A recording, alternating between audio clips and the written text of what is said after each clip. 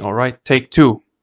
Forgot to record audio the first time, which happens. It's very technical making YouTube videos. Welcome to another video. It's about the Rembrandt master copy.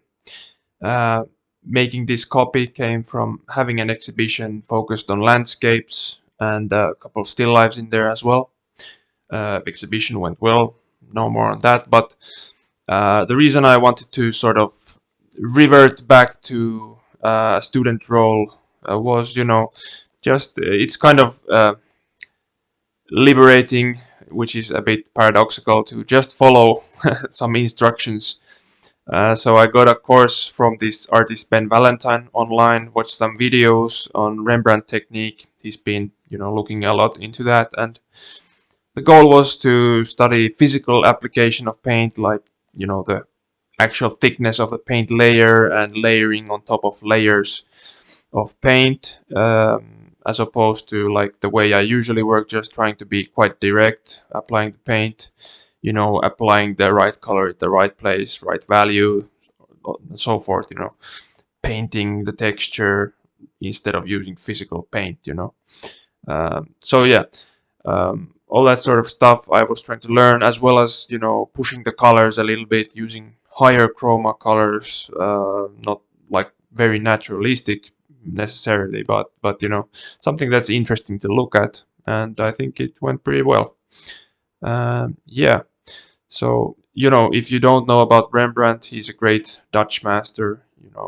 There's probably no like representational painter who doesn't know and admire his work, so I recommend look into his work. He's very well known for it, especially his self-portraits, which this is one of them. And the specific reason for this image is that there is like a crazy high resolution image of it, where you can like zoom right into cracks of the paint, so there's a lot of information to go from. All right, thanks, and I hope you enjoy the video. So the drawing layer is something probably you're used to seeing by now. I have it in multiple videos. One of them was the real-time demonstration, the previous series of videos I posted.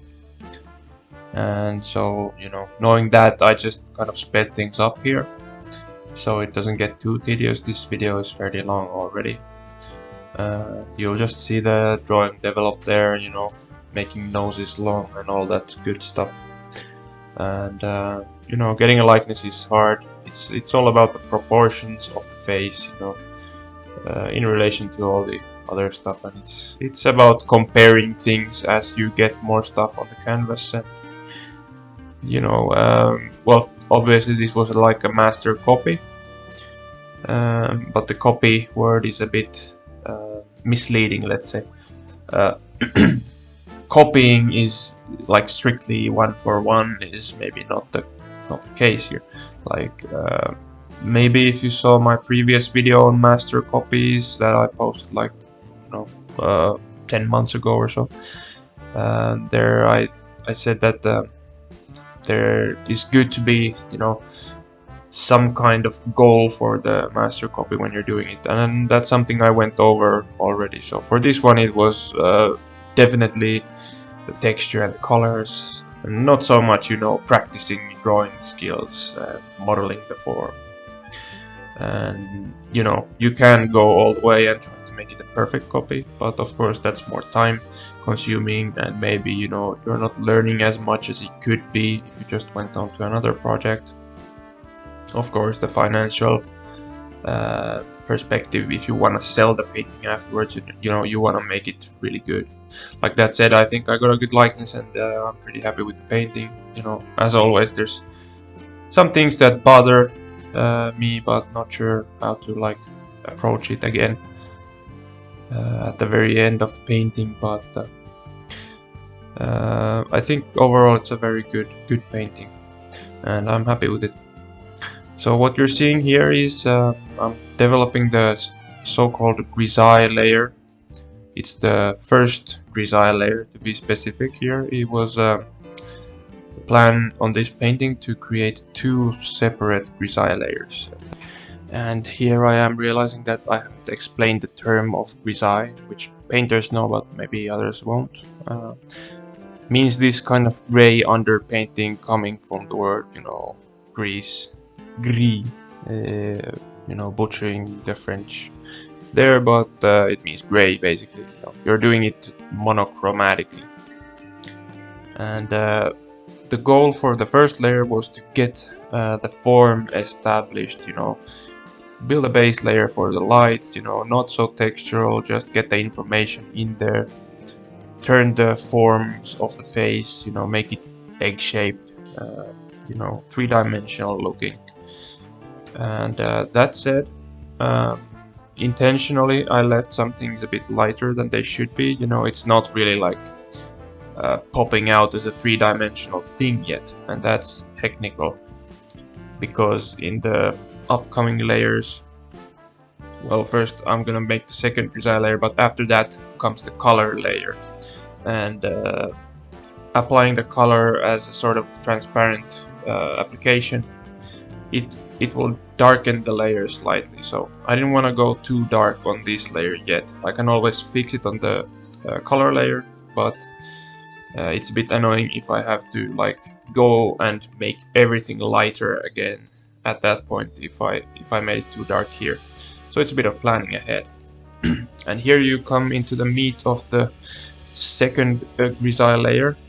You can see I used a warmer mix for this, and that's due to me simply squeezing out the wrong color for the first Grisaille layer. I actually accidentally used ivory black for the first layer, so you can see it's like a blue-gray kind of thing, and the plan was to use Van Dyke brown, which is a kind of it's warm, of course, but it's as a brown, but it's fairly neutral and it goes pretty dark.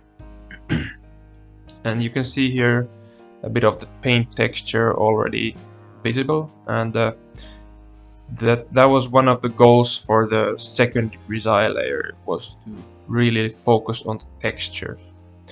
And maybe the second Grisaille layer wouldn't have, been needed to paint even all the things again, as I do here, of course. But since I chose the wrong paint for the first layer, I just decided to go ahead and fix things, refine things, and cover everything up basically as necessary, and then focus on the forms again, and really apply the texture. As you can see, there are some pretty chunky marks on there.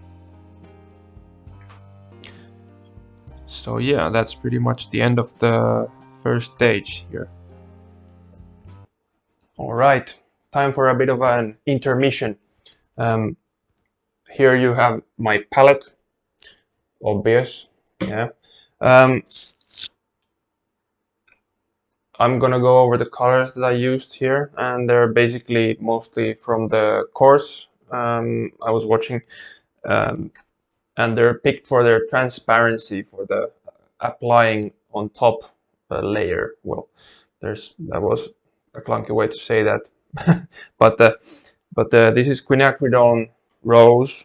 It's a kind of very red quinacridone. Usually it's like a magenta color, but this, for whatever reason, is more red, even though it has this kind of purple quality to it. And this is kind of special white. It's a bunch of chalk mixed with basically stand oil and titanium white. And there's just enough titanium white to give it covering power, but because chalk, it obviously looks white without oil, it actually turns transparent in oil due to some refractive qualities or whatever. That's technical, but basically it's like a translucent pigment when applied to this oil. It gives this paint a kind of translucent quality, and the goal is to imitate lead white.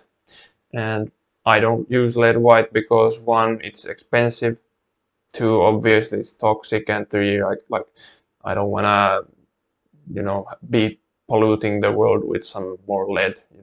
I think there's a bunch out there that's already enough. you know, it's gonna get in there via the sink, and you know, whenever I rinse my brushes, it's gonna get in places.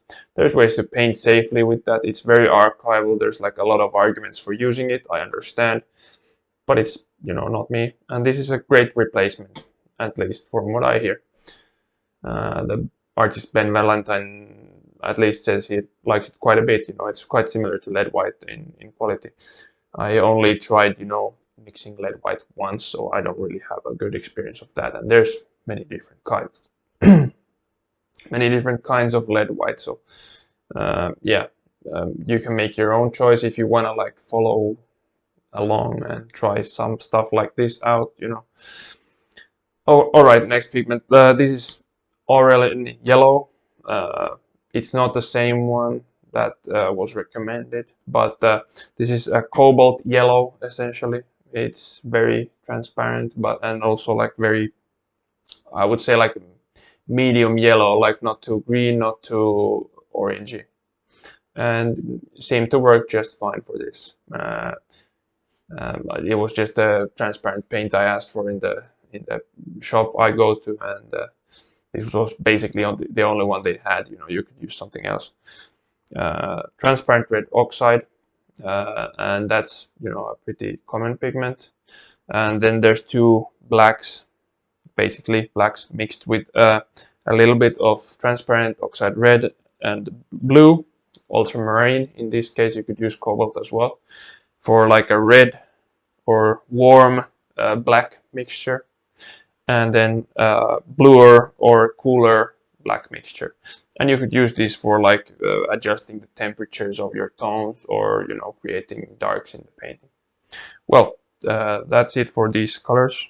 There was a bit of a rant about lead white, but you know, it's good to know your materials and, you know, what they kind of entail. And yeah, let's get back into the video. Alright, so one thing to say is I never really used a transparent palette like this before. Like a fully transparent palette, let's say. Usually I don't really pick my colors based on opacity. Like, there are really opaque colors, which means it covers anything that is underneath. And then there's really transparent colors, which like always show through a little bit, even if you try to paint really like thickly. And these are really transparent colors. I started basically this color layer by applying fairly like high chroma orange Trump skin kind of wash over the whole face, and I rubbed it back, you know, a little bit to not make it like really wet to paint into. Like it's wet paint, of course, but it's like you know, a pleasant feeling to apply some paint over. It's painting wet into wet essentially, even though the underlay is dry. That's a nice feeling.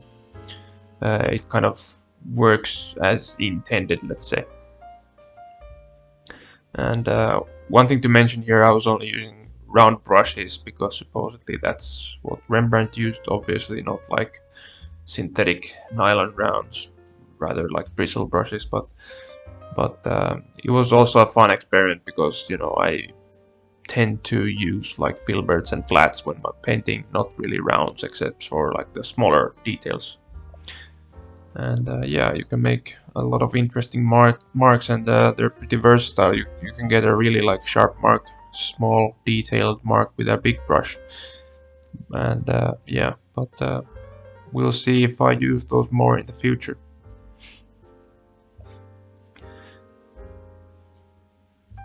So one technique I basically used in this painting was, since you can see like on the forehead there's a lot of texture, at some point in the painting I was applying the kind of the transparent glaze sort of thing on top of the texture, and then I actually went over with a paper towel and wipe off all the glaze from the whites to retain the luminosity for one thing.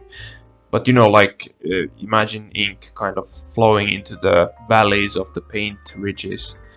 The paint ridges don't keep the glaze color, and they're really white, but basically you get a lot more color and darkness in the valleys of the paint texture. really like emphasizing that texture. So it's an interesting technique.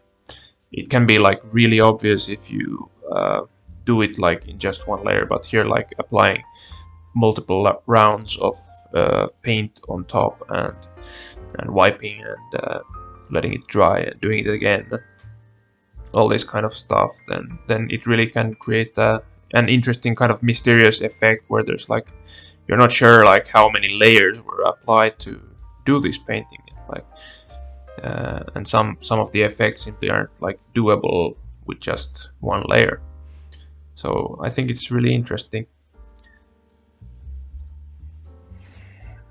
And basically I did this color layer in a couple of passes. That's it. Like the first layer was mostly just kind of about establishing the base skin color I wanted to have in the painting, and you know, some refinements, and every layer is also about fixing the drawing. Like you can see here, I had to actually carve in his cheek a little bit because he was looking a bit like chubby cheeked, and that was one of the things that I was mentioning before, that just kind of didn't look like Rembrandt, and that seemed to fix a whole lot of the issue.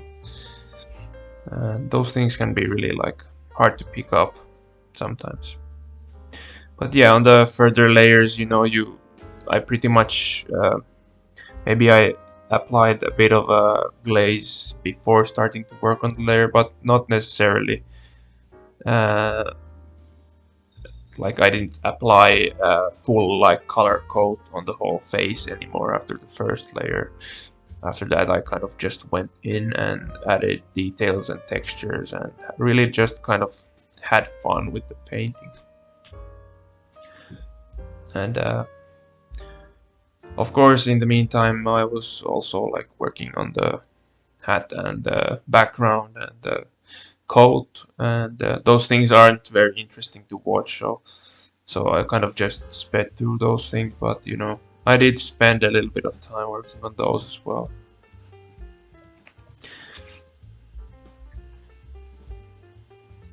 Overall, like, I think Rembrandt is an interesting painter because you know, he had a very specific sort of feeling to his works, and that's mostly because of the mystery like of his paint application. Like it's not really sure even now like how he painted, and that adds a sort of, you know, magic to his work. And you know, someone said that, you know, Rembrandt's noses sometimes have like a highlight that you can almost like just grab with your fingers. You know, obviously you don't grab things in the museum, but you know, it's like popping out so much that it's like borderline sculpting the form there. And I think that's very interesting. I've only seen like, I think 2 or 3 Rembrandts live, and those were like, I think earlier works where he wasn't like fully matured in his style. And those were like, yeah, textured, but not as crazy as, you know, some of the more interesting things, to me at least. And you know, I'm not even like a huge Rembrandt fan, but I really just enjoyed learning this technique. So it was a really fun like project for me, and I feel it kind of got me out of that landscape and still life place, and kind of calibrated me to a portrait mood, which, if you follow me, I've been doing a lot of those lately after this project. And yeah, we're actually approaching the finish here, so if you enjoyed this video, let me know, of course, in the comments, send me a DM, you know, whatever. And I spent a bit of more effort in editing this video, as you maybe see, and I hope you guys enjoyed. Thanks for watching. If you stuck around this long, it means a lot to me.